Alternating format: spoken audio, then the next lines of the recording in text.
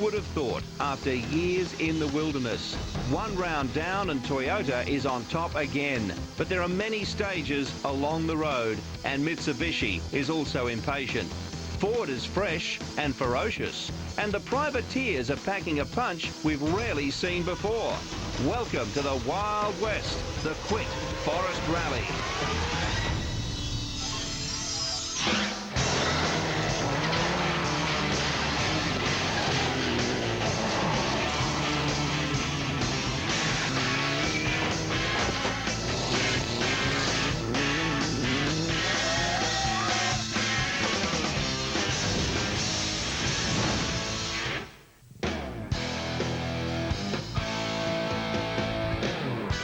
After an 8-week break, the NEC Computers Australian Rally Championship moves back into top gear. Many of the teams have made the long trip across the Nullarbor as Western Australia hosts the second round.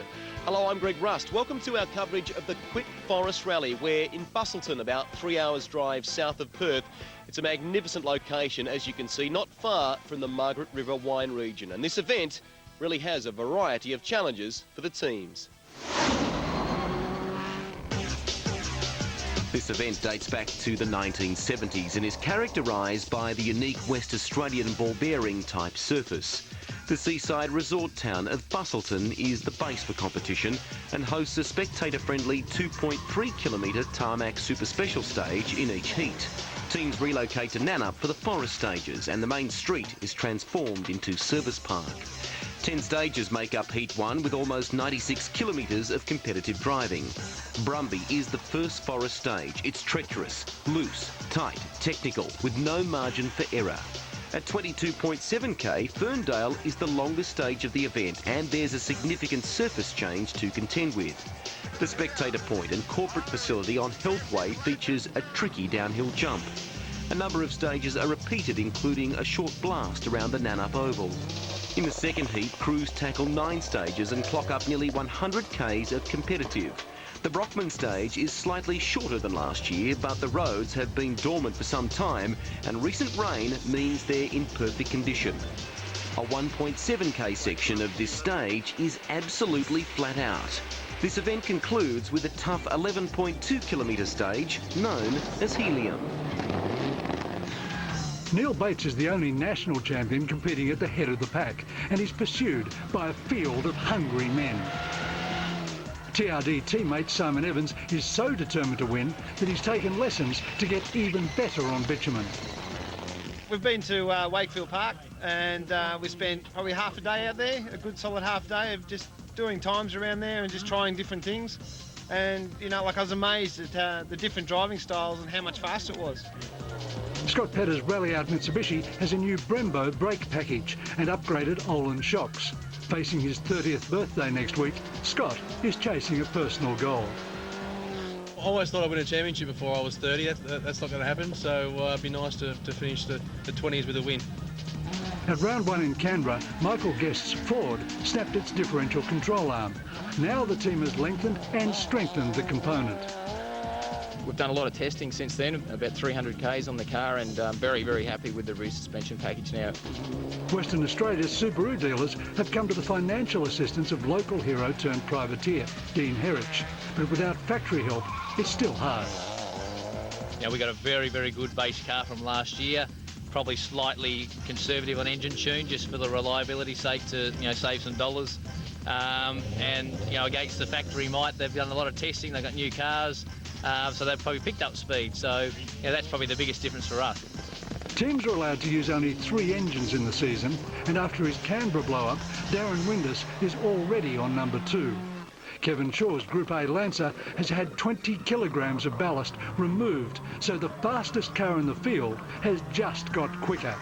Chinese champion Zhu Lang has leased a Les Walkden Evo 8, but although roads are similar to his home events, average speeds are much higher, and the Chinese is more than a little in awe. I think I took just training, enjoy rally. I know no faster. It's great to have a bit of international flavour back in the ARC, and Zhu Long couldn't ask for a better co-driver than reigning Australian champ Dale Moscott. All right, it's time to get the action underway and under lights here too, right on the shores of Geograph Bay.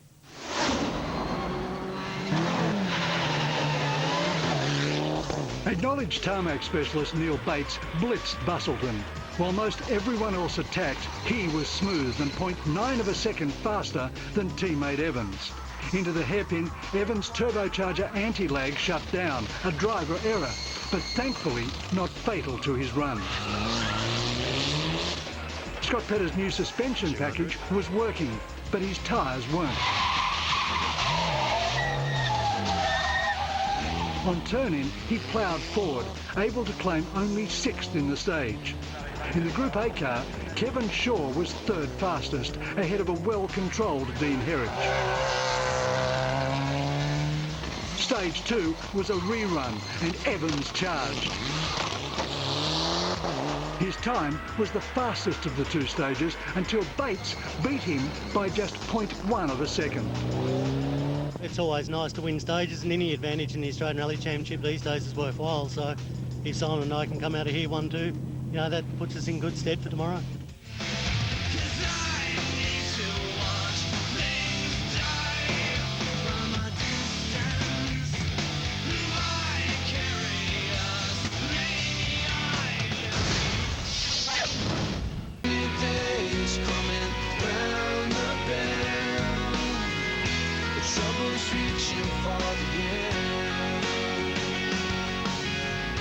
Welcome back to our coverage of the Quit Forest Rally here in Western Australia. The Toyotas dominated the Tarmac Super Special stages, but both Neil Bates and Simon Evans will carry only a slender advantage into the forest stages around the township of Nannup here. Having a set of buffed rally tyres for the bitumen is essential, but as the field heads into service here this morning, so the careful management process starts of the strictly controlled bank of tyres for the entire weekend. Under the new rules of 1 tyre for every 10 competitive kilometres, crews were allowed just 19 tyres for this entire event. They've never had so few, and tyre management was going to be paramount. The big question was to cut or not to cut. A cut tyre grips the slippery surface better, but it accelerates tyre wear and reduces the driver's bank of rubber later in the rally. First on the road sweeper, Simon Evans has no choice. Because we're a road sweeper, if we didn't put the cut in, the car would be extremely loose. We'd be locking brakes all the time, and it'd be very hard to control the car. It'd be just like driving on a wet tarmac road with ice on it. Evans has gone all the way with his cuts. He's taken a brake cut through here. He's taken a steering cut down the tyre and an evacuation cut across the tyre to spit out the ball-bearing gravel. The new tyre rule applies only to gravel roads. 10 kilometres of this event are on bitumen, where unlimited choice of buffed tyres is allowed. So 19 tyres only have to cover 185 kilometres of gravel. But seated 2nd and 3rd on the road, Dean Herridge and Scott Petter were not prepared to take the risk. Tyre could start squirming around and heat up and therefore sort of tear up a bit quicker and lose a little bit of grip. So probably taking a conservative run by going to a medium, but I think it might be a good call. Petter, on the other hand, was relying on those in front to sweep the road and had every intention to use up his tyres in a day 1 attack. The rule of thumb is you throw as many tyres as you can initially, because you don't want to be left wondering, and then sort of sort it out on day 2. Tyre rotations would be all important. By front to rearing tyres, it's possible to substantially increase their competitive life. Neil Bates was planning several. We have to, work out where we're going to use tyres twice and then front to rear tyres between stages. So, we just monitor that as we go and look at the condition and make decisions on the run.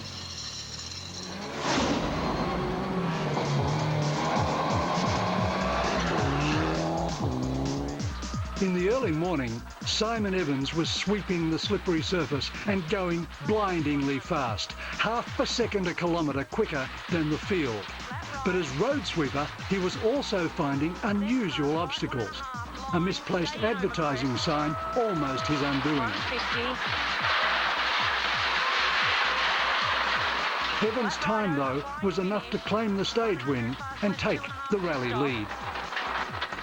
That sign is in a crazy spot. Okay. Frustrated with his performance on bitumen, Scott Petter had steeled himself to attack. A little loose, he was clawing back valuable seconds. Through the flying finish, he was 2nd to Evans and advanced 2 positions to 3rd outright. In into caution. Fair right 5 over Chris, immediate turn right 3. Neil Bates was encountering oversteer and he was 0.8 of a second slower than Pedder. Right 5 rough.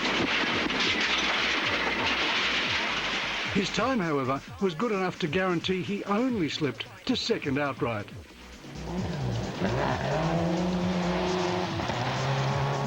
Easing himself into the forest stages, Dean Herridge found the sponsorship sign, damaging his air intake. Cut, yes, 150. Right 5 minus. Right 5 minus. Fourth fastest, he held out Darren Windus, who missed the sign but slid wide into the bank at almost 140 kilometres an hour.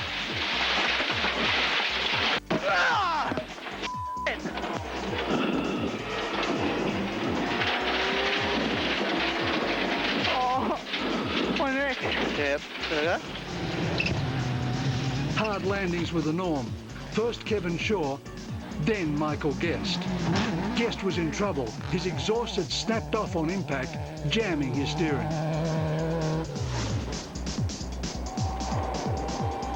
Stage 4 was the longest of the rally. Over 22 kilometres, Evans extended his lead, despite his car now moving about on its cut tyres. 100. Fast left to stay in. Neil Bates was second quickest, but Evans' incredible pace was 16 seconds faster.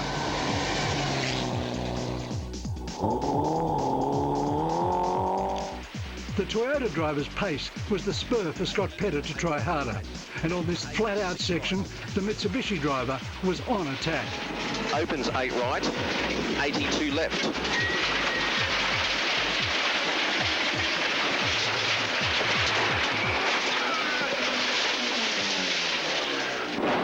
You right? Yep. You good? Yep. All right, let's do it.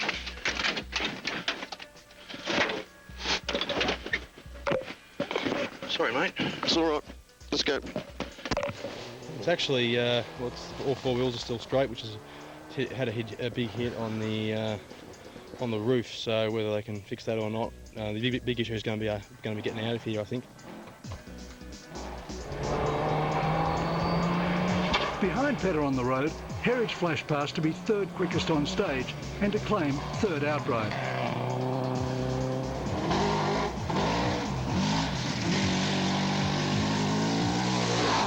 Michael Guest was struggling. The exhaust noise in the cockpit was becoming unbearable. What's that noise? Into flat left on I-70. Local driver Roman Watkins was outstanding on the long stage. Fourth quickest, he outpaced both Kevin Shaw and Darren Windus and leapfrogged from 10th to 7th outright. Windus also was struggling not only with his damaged car, but also with his own neck muscle injuries. After the first two forest stages, Simon Evans held a 21.2 second lead over Neil Bates. Dean Herridge was third, 11.3 seconds behind Bates. Then came Kevin Shaw and Darren Windus, separated by just 9 seconds. The damage to Herridge's bonnet scoop was of no concern, but a surprise to all was this sizable stick rammed through his headlight, which could have brought his rally to an end. We didn't realise, but obviously a log on the inside of a corner has gone through the headlight, and damn lucky we didn't take out power steering lines, any electrical stuff, and we've now got a souvenir, so... Darren Windus's off had been huge, the damage remarkably light after a massive impact. Very big impact. We're about 140 when we went off the road, so yeah, and a fairly sudden stop, so it was a bit of a neck drama, but yeah, should be okay. The Ford team couldn't get Michael Guest out on time. Replacing the broken extractor manifold cost them 6 minutes of late time. We had the intercom right up, and Mark's one of the clearer co-drivers to hear, and probably I could get every third word that he was saying, so very difficult. So I drove most of it, I guess what we'd call blind, as though I didn't have pace notes, a lot of it. So, mate, tough day at the office, Jono, I'm telling you. Only Simon Evans was truly happy. In fact, a little overwhelmed with his progress. 21 seconds is a bit bigger than what we thought at this time of the rally. I thought it'd be like 5 seconds, but you know, I'm going to take the 21, and you know, hopefully we can build on it for the rest of the rally.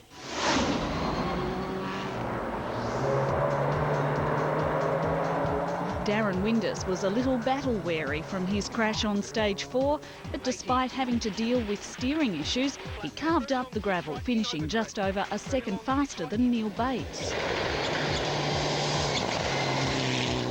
The Toyota was also under attack from another Subaru.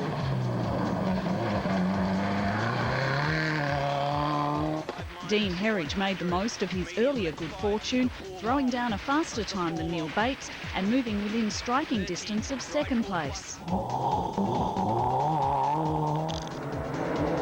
In fifth place, Kevin Shaw's good run continued as he threatened to close the gap to his more fancied rivals. Zhu Long continued to improve. By the end of LS1, he was only 18 seconds off the time set by Simon Evans and held his position of 6th outright.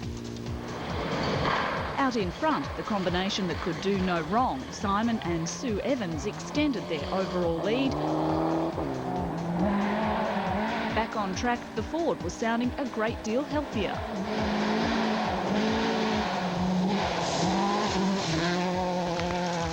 The two-wheel drive finished the stage in a respectable 11th place. Stage 6 was a 10.93 kilometre sprint. Crest into right 2.5 sharp. With Evans enjoying an overall lead of 33 seconds going into Healthway 1, the focus then switched to the battle for the other places. Privateer Kevin Shaw and co-driver John Allen were having a weekend to remember, running inside the top 5. But the pair was pushing their limits, and in their pursuit for more speed, they found disaster just around the corner. 7 right over long crest 80. Oh, Jesus!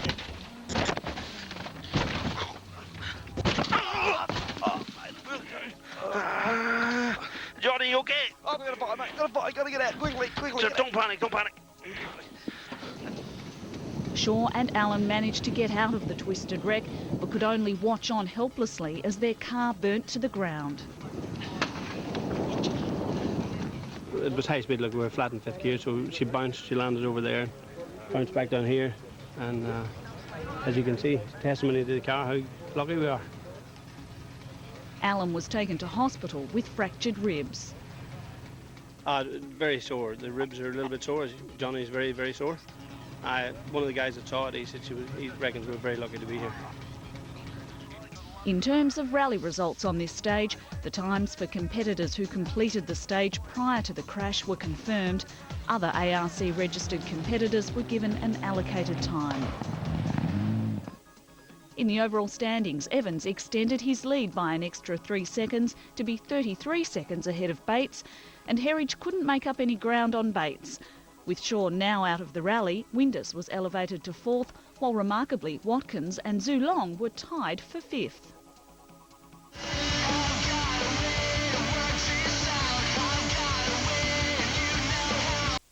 All my friends know the low rider. The low rider is a little higher. You're watching the second round of the NEC Computers Australian Rally Championship. There's been plenty of action and drama on the West Australian roads, and we're not even at the halfway point of this event just yet. Can they catch Simon Evans? Dean Herridge and Neil Bates certainly hope so during these final stages of Heat 1. While Kevin Shaw came back to a relieved crew, Michael Guest was giving his overworked team even more practice. The Ford's radiator had fractured on the spectator jump, and for the second time, the crew was under the bonnet. Came out of the corner before and looked down the road, and there was too many Ford flags flying for me not to sort of go quick over the jump, so I probably was a little bit faster than I should have been, and it's landed on its nose, and it's just cracked the radiator at the bottom. Neil Bates called for a wheel alignment and a change of ride height to correct his growing oversteer problem. Facing 30 competitive kilometres, Bates' concern about an attack from Dean Herridge was very real. We're pretty keen, obviously, to try and keep him at bay, but look, you just got to push on and do what you can. 30 kilometres plus remaining this afternoon, 9.2 seconds separates you. Yeah. Can you do it? I think we can. We don't think we've had the car fully the way we wanted it this morning. You know, the tyre, everyone's been talking about tyres, not being able to wear them. We're going to a different compound now, the heat's come up, the road surface should be a little bit better swept, so I hope we can get our teeth into it and we can get that 9 seconds back.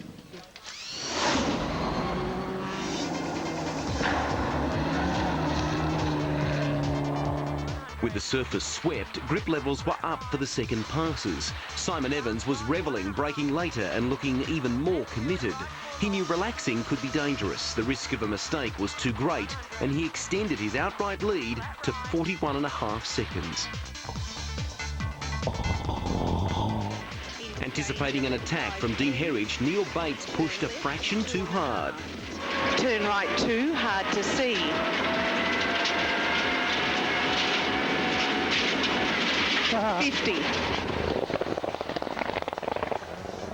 The wake-up call was more of a motivator for Bates. He recovered and increased his second-place buffer over Herridge by another 8/10.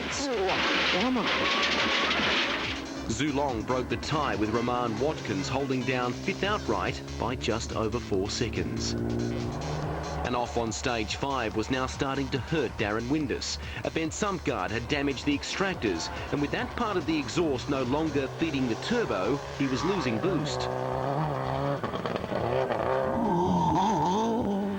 With his exhaust repaired, Michael Guest could hear pace notes once again. Into brake unseen, turn acute right on small crest.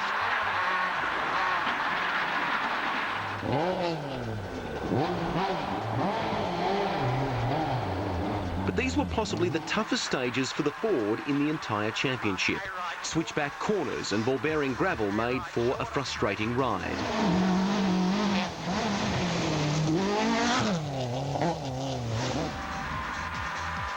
Some aggressive cuts to the tyre tread pattern were helping, and Guest maintained the rage, improving his previous best time through Ferndale by 36 seconds.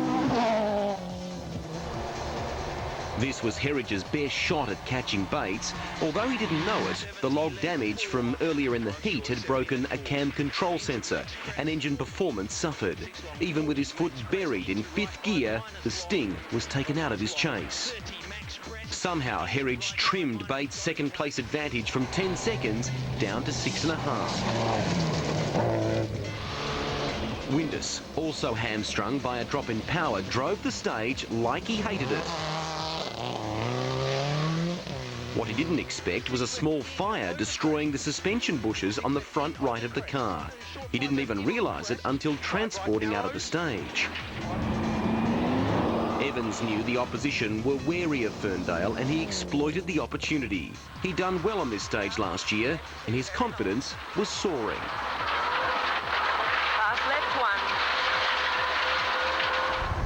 1. Evans' decision to stick with medium compound rubber was vindicated. Minimal wear meant the tyres were consistent, and he now enjoyed a 55.7-second lead. The gains Herridge made in the long forest stages were taken back by Neil Bates. His fast, neat style gained valuable seconds on the short blasts around Nannup Oval, more than making up for any lack of flamboyance. Bates won both passes from Herridge, while Windus switched to cruise mode, determined to cement a 4th place finish.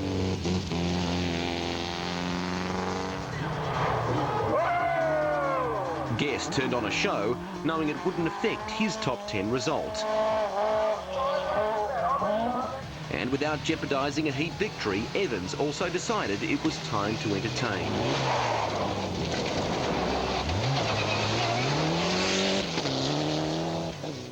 Even at 9/10, he sets a pair of third fastest times to stay on top.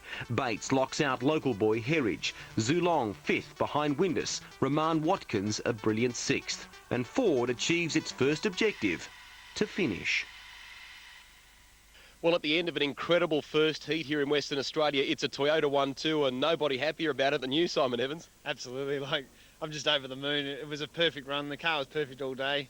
We drove to a plan and it worked, you know. It's just awesome. How's the management of those tyres looking ahead of the second heat? Look, definitely we actually saved a few tyres today. We just kept putting 2 new front ones on, so tomorrow we've got the option to put 4 new tyres on every service. Me have my sights on you, you know. You can't run, you can't hide. And I've been taking care of business every day. Taking care of business every way. I've been taking care of business. It's all right. Taking care of business, working overtime. You're watching round 2 of the NEC Computers Australian Rally Championship in Western Australia. Dean Herridge has restored full power to his Impreza WRX, and Scott Petter is set to rejoin the field after a marathon rebuild by the Mitsubishi Rally Art team. Petter's car wasn't ready in time for the final runs on the Tarmac Super Special stages last night in Busselton, but he will tackle all the forest stages around the township of Nannup here. Let's check out what happened in Busselton last night.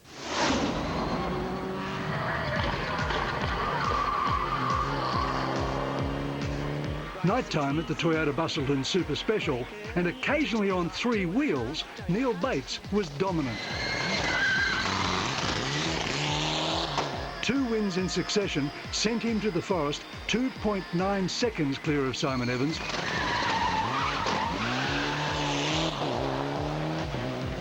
Who was another 0.4 ahead of Dean Herridge. Missing from the action was Scott Petter.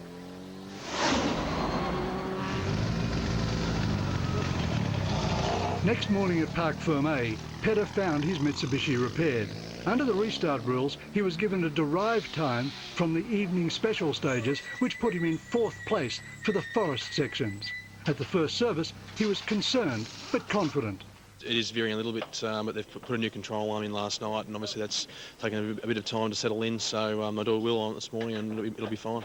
At service, Darren Windus called for a medical inspection. His neck, injured in Heat 1, was in pain. I didn't have much sleep last night and woke up this morning. It's very, very sore, but I've had a couple of painkillers and the FIV guys just given me the okay, so we'll put up with it for today. Optimism abounded in the Toyota Service Park. Neil Bates sure of his role on the day. You know, Simon was extraordinarily fast yesterday, and he's in, you know, a very pumped up frame of mind, so I'd expect he'll continue that today, and I'll try and mix it with the others and see if I can stay ahead of them. Stage 13 was built for high speed, and on 4 new tyres, radically cut and softer than his Heat 1 choice, Simon Evans was predictably the quickest. Evans may be smoother, but he's still aggressive, using all the road to seize his advantage. Left 2 over crest.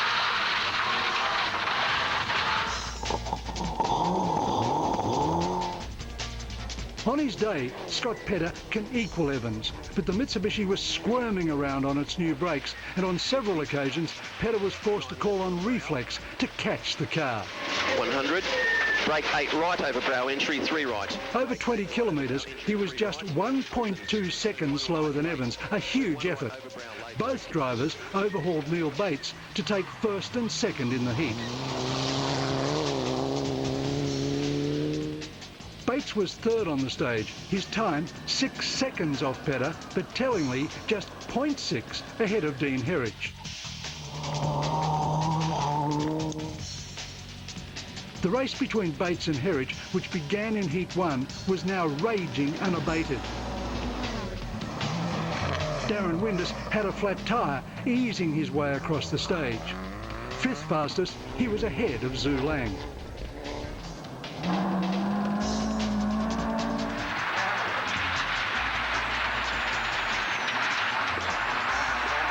Flat crest 50. I'm going to do it much better than that, Stacey. Yep. For Michael Guest, initial satisfaction ended in another frustration. 150. Here. Ah! What's it done? No gears.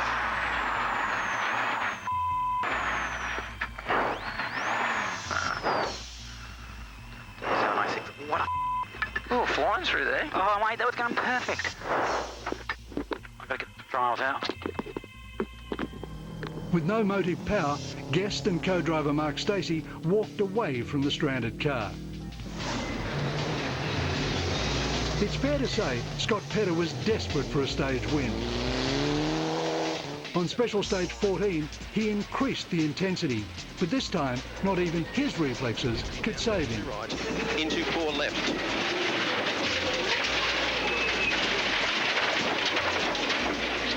Oh, you're joking. What mean? Hooked up in the ditch, I think.